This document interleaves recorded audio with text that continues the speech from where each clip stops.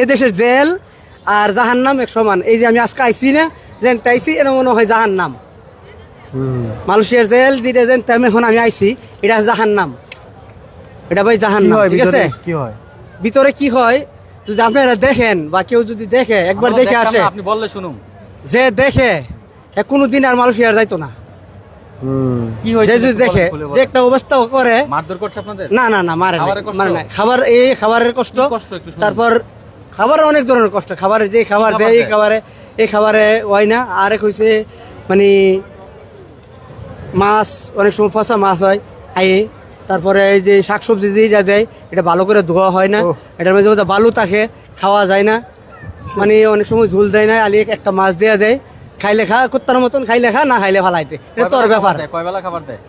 খাবার 3 বেলা হইতে, 3 বেলা হইতে। সকালে লুটি দেয় আর চা দেয়, দুপুরে ভাত দেয়, আর রাত্রে ভাত দেয়। এগুলো তারা দেয়, সব মিলে এইভাবে চলে। কি অস্বাস্থ্যকর পরিবেশ খাবার অনেকটা ইয়া। আর অসুখ হইলেও মনে কোনো ট্রিটমেন্ট নাই। অসুখ হইলে আর এই যে জেলে তাইছি, অনেকের ইমন ইয়া আছে, অনেকের ফাও ফুচা গেছে গা, অনেকের ইয়া ফুচা গেছে গা, রান ফুচা গেছে গা।